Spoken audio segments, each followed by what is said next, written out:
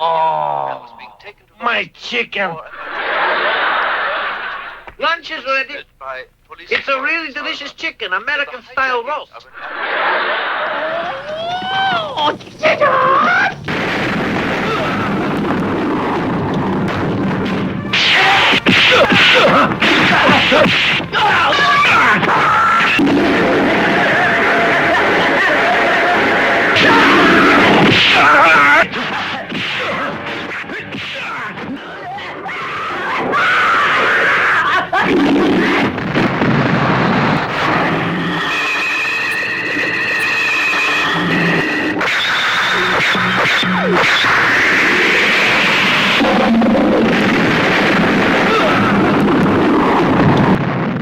Hey, thanks for joining me today. I'm Lou Kumo from Season 2 of The Ultimate Fighter on Spike TV.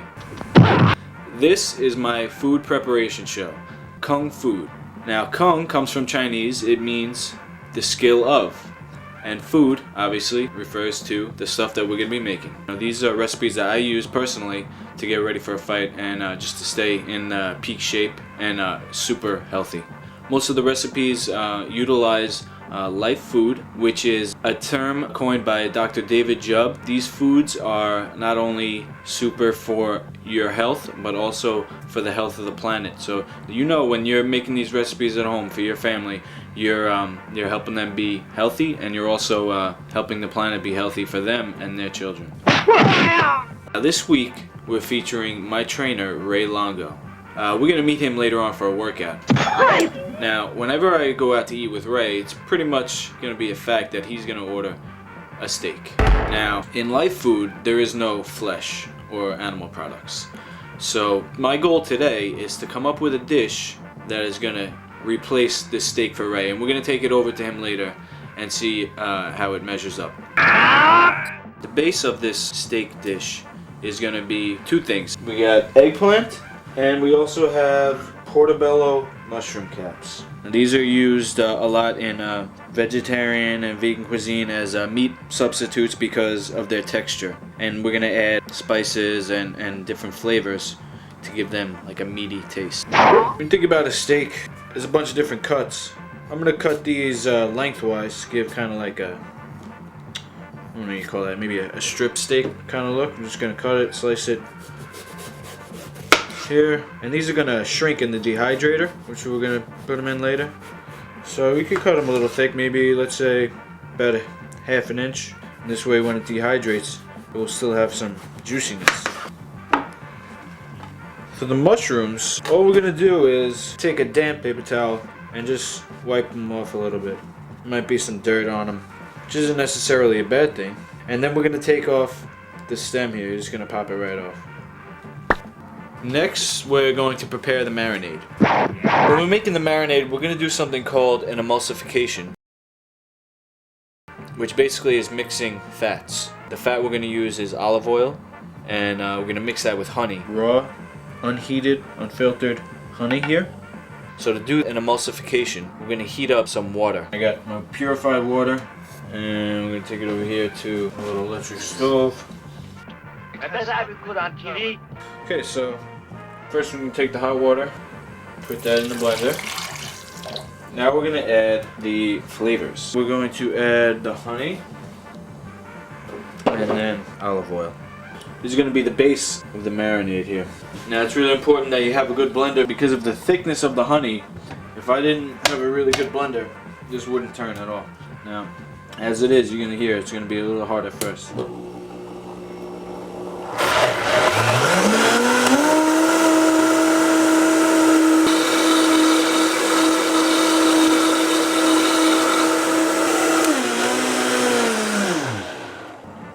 Add the spices. We got raw, unpasteurized apple cider vinegar. It's going to give it that sharpness. Sun-dried sea salt. Flesh is very salty, of course. Lemons, onion, garlic, and various spices here. I went with an Italian kind of theme because I'm Italian. Let's put in the vegetables first, the fruits and vegetables. That's going to be the lemons, the onion, and the garlic.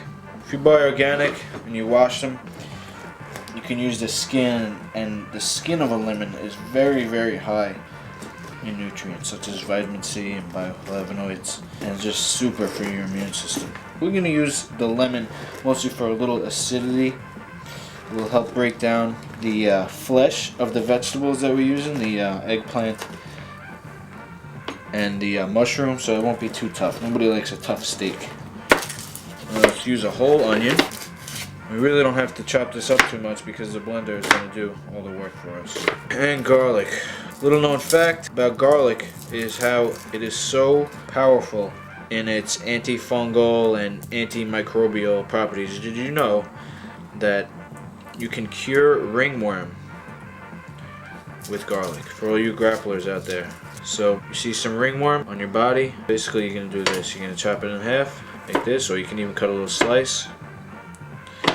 Take some olive oil, rub it on your skin, put this over here, and then just wrap it. You can put a band-aid, plastic wrap, whatever.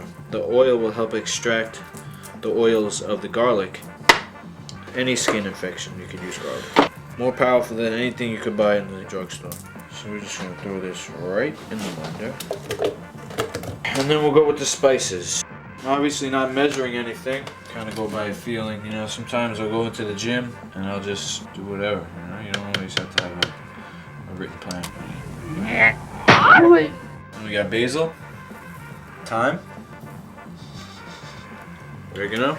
We're using the dried ingredients now, and when we make the steak sauce, we're going to use fresh ingredients. This is cayenne. I'm not going to put that much because it's spicy. Paprika and black pepper.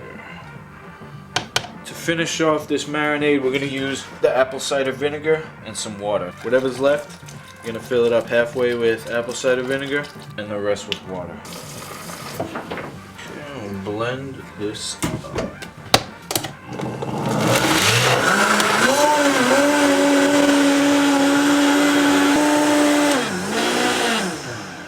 So we got some glass here to marinate the steaks. I'm going to see how many we can fit in. Got a lot of marinade. Great thing about this recipe is that if you have too much marinade, you can use it as a salad dressing. Before we marinate the mushrooms, I'm just gonna make some grill marks to allow the marinade to penetrate a little deeper. Okay, so you can do just some lines across there. Okay, and pour it over.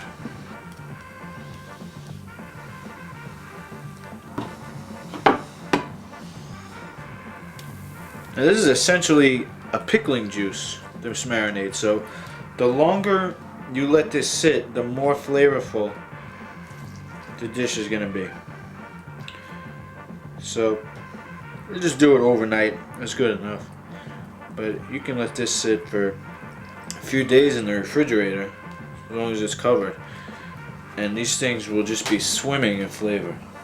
So I'm going to cover these with plastic, set them off to the side, and then we'll make the sauce to go on top, okay?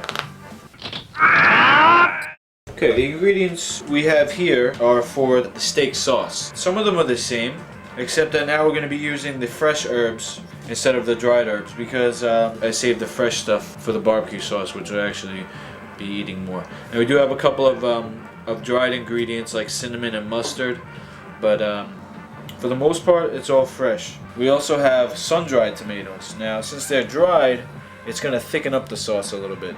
And it also, since they're dried, it has a little sharper flavor. Now, we're going to start with an emulsification.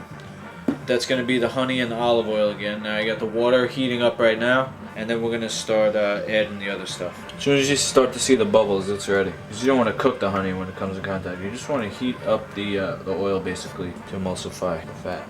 And we don't need very much at all. And we're not going to use as much honey this time. You don't want the sauce to be too sweet. So maybe about that much. And we're going to add the olive oil.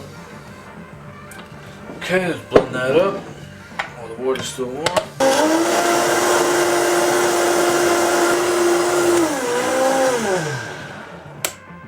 Alright, we'll just get these herbs going in there. This stuff is powerful, so I can smell it already. We don't need too much. Alright, that's the oregano. Some basil leaves going. Some flat leaf parsley. And we'll chop up some onions. The blender's gonna be doing all the work again, so we don't need to chop it up too much. Alright, it's going right in. Okay, we're gonna use 2 lemons. The juice of 2 lemons. Tomato.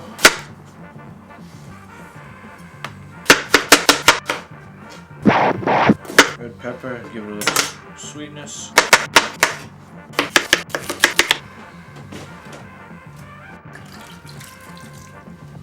Vinegar.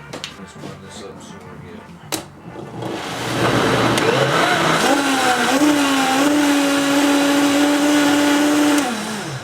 Alright, I'm gonna throw in the sun-dried tomatoes and some salt.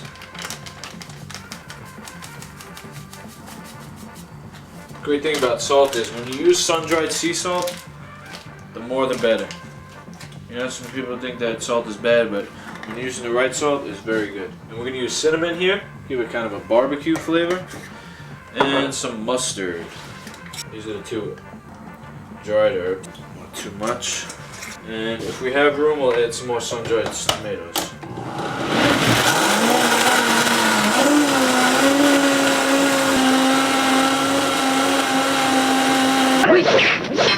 That smells good, not gonna lie. Okay, so we got the sauce, the steak sauce. The steaks have been marinating, so what we're gonna do now is put them in the raw foods oven, which is the dehydrator. And that's gonna dehydrate for about 8 hours maybe. It depends, you know, just like a steak, it could be well done, it can be rare. So really just feel it out and check it every once in a while. I'm gonna go turn on the dehydrator to about 115 degrees. You can dehydrate from 105 up to I think 130 or 120 and still have things maintain their enzyme content. We got the what's called the Teflex sheets so that the marinade doesn't just drip all over the place. Spoon these out. You're gonna find a nice spot on the mat. Then I'm gonna take some marinade. I'm just gonna spoon it over the top. Want to get that chunk on the top. That's where all the herbs are at. And let's see how many of these we can fit on. This one looks pretty good already. All right. Okay, so we'll pop this in, and we have here some that have already been dehydrated. There's the eggplant. You can see they shrink a little bit. The mushroom. Alright, now I'm going to taste it just to make sure that, you know, I'm confident in what I'm giving to Ray. I'm not going to eat too much because I gotta go work out a little bit, and it's really the best to have an empty stomach when you're working out. So I'm just going to cut a little slice here. And let's try a little slice of the mushroom. I feel like I'm cutting into a steak. It's amazing. And I'm going to pop some sauce over here. Let's go with the eggplant first.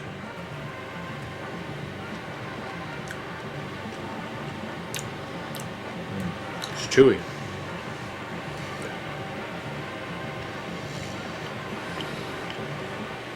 If I tell him that it's steak, he won't believe me. But I think he's going to like it nonetheless. So let's take it over and we'll see what he thinks. Here now, what kind of a steak might this be? Faith and be jabbers, ain't you never heard of the Irish sweepstakes?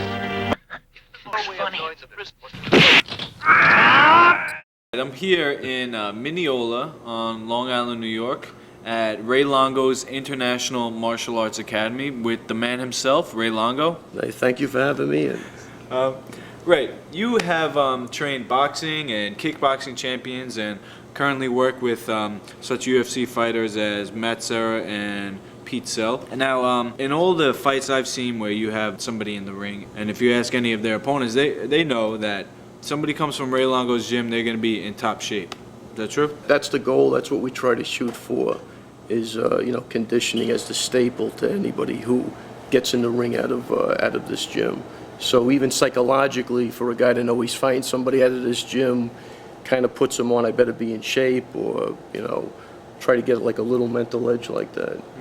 Why is conditioning such an important aspect? It's a huge aspect. I mean, you could be the strongest guy in the world, but if you're only strong for 2 seconds of the fight, really what good is it? So you could be strong, you could be fast, but as your conditioning goes down, all your other attributes start to sink really fast. You've seen it time and time again with big punter. Their hands are down and they're just swinging at each other. So, I mean, the way to look at it really is being able to have your game plan, do what you do the best, and be able to do it for 5 minutes of every round. Where did you learn your conditioning drills and techniques and things like that? I mean, most of the conditioning drills, I mean, there's a lot of trial and error, but I'd have to say, I mean, we borrowed a lot from Thai boxing. I mean, going all the way back to Chai Surasuit, Phil Nurse. I mean, more towards the Thai for the conditioning, and that was kind of the edge even when I first met Matt Serra, when he was doing the Brazilian Jiu-Jitsu. I kind of said, listen, if you do some of the Thai boxing conditioning and you just forget about Thai fighting, just do the conditioning aspect, I guarantee it'll improve your ground game. And that's basically, you know, how I started with him, and he started doing it. And his ground game, he just started wearing people out. Well, I can attest that the most strenuous workouts is when we hit the Thai pads. Yeah, I think the Thai pads probably is the Mac Daddy of conditioning. I mean, if you're not looking to train and you see the Thai pads come out, sometimes you just want to go home and make an excuse or whatever. But I think the Thai pads still holds to being really, that's probably the toughest, if they're done right, you know. All right, so we'll be sure to get at least a round in on those tonight. But first, warm up. What do you usually like to do to start a workout? You know, I like to start off with some footwork, light shadow boxing, maybe go to the rope for a while and just, you know, get the body temperature up and, you know, kind of break a sweat with the shadow boxing and then just get going from there. Okay. We're gonna have you taste the thing I made. What is it? What you made? A fake steak. Yeah, where is that? That's awesome. Fake steak. Just what I've been waiting for. 8, 9, 10, 1, 2, 3, 8, 9, 10 minutes. 15 on the right, 15 on the left, 5 in the middle. 7, 8, 9, 10, 9, where's 10,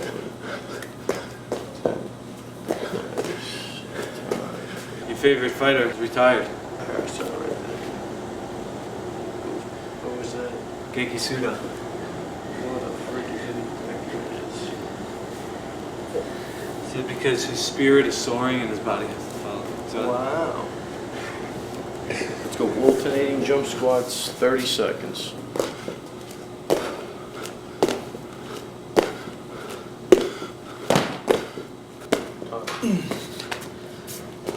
Rev up. Wherefore art thou, Drago? Is it nobler in the heart to suffer the slings and arrows? And then the third round, the guy was kind of doing this, you know, like waving one hand, popping him with the jab, you know.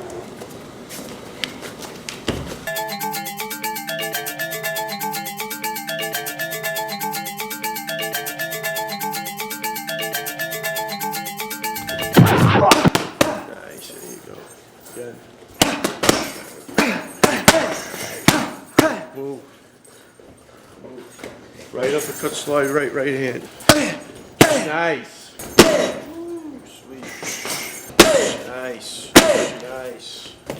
Nice. Switch.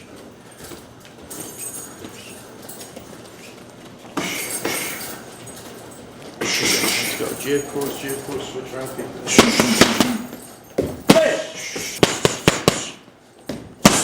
3. Cross. Switch around.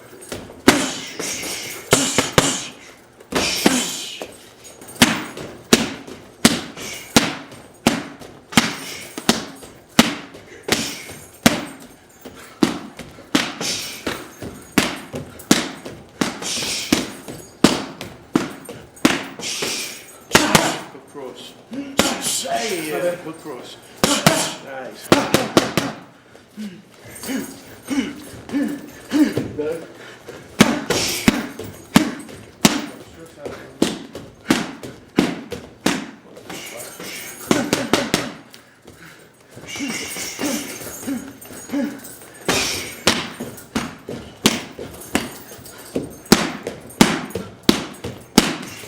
Power.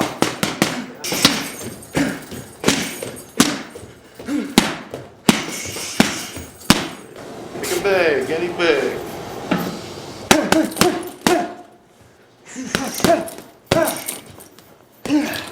Stick it. That's it, chin down. Get in the shell. Combos. Nice. Keep your jab moving, chin down, right hand up. Pop the jab and move. Stick. That's it, stick. Go ahead, go, stick it out. Nice, better. Combos. Good, back to the jab. A little couple angles. Nice, better. Come on, pop that jib. Pop. You're staying still. Combos.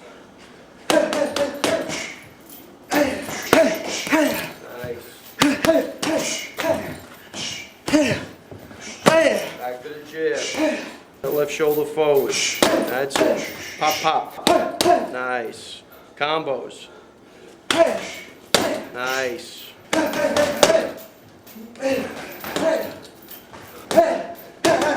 Nice.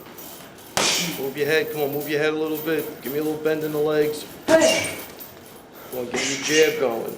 Keep them off you. Confuse them. Come on, pop the jab, pop it. Good, 12 push-ups. Constant punching, keep your hands moving, chin down, good rhythm. Keep them out back, bring them back to your eyebrows. Nice, high guard. Keep them moving. Nice rhythm. Let's go, 30 hard punches. Go, drive them. Good, back to the jab. Nice. Keep them moving again. That's it. Bring it straight back. Don't drop it now. Start straight back. That's it. Better. Then move around. Move. Come on, pop. Don't stand there and wait. You're either hitting or moving. Pick one. Hitting or moving. Combos. Go. Come on, flurry. Nice. Combos. Nice. And move. Almost there. Time. This is why the conditioning is important. It's really not like conditioning for a marathon, because a marathon runner doing this, as much as he can run 26 miles, he lasts about 4 minutes doing this. So it's the right type of conditioning for the right sport you're doing, and that's where it becomes tricky, and that's where the conditioning really becomes a factor. Because you could be in the best shape of your life, but if you can't do this for the fight, then it's worthless for you. You're still in great shape, but for you it's worthless in what you're doing. So he's got to be able to function at this level throughout the fight. Let's go, 12 push-ups. Right hook to the body, left hook to the head. Nice. 20 hard, go. Drive them. Come on, drive. 2 rights, 2. And time, breathe. Good job. Good job. Shadow box, Luke. Come on. Knock it down. Keep the hands up. Keep that jab moving. You're tired, you disguise it with the jab. Come on, move. So again, at any given point in time, if he can't pull those techniques off, then we haven't done a job with the conditioning. Plus going to the floor, which obviously we can't do everything here, but I mean, you got to be able to go to the floor, get back up, punch, wrestle, go to the clinch, come back out, wrestle. You add the stress of getting hit. The training has to really be worse than what you anticipate the fight to be. That's why you need those gym wars to push a guy to another limit. Because, like, again, you could be in shape, and, some guys are in great shape. They get hit once, and their body short circuits. So I just see it all the time. So this is like years of experience of seeing different people, how they react, tweaking it here and there, doing a little Thai boxing, putting some wrestling in, seeing which way the guy's going, who responds to what. And then everybody has their own little thing they do, but the point is they have to be able to perform under pressure for the duration of the fight.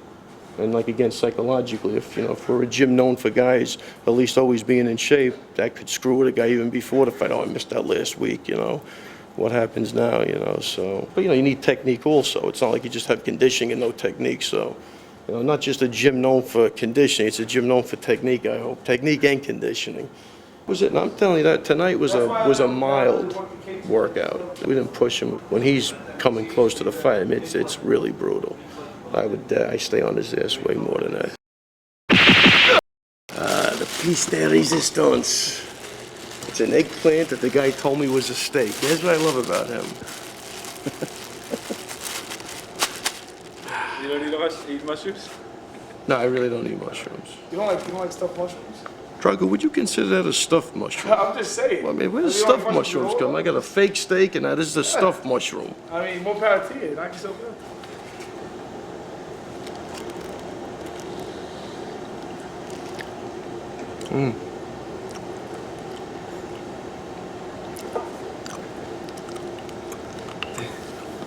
Chew it like.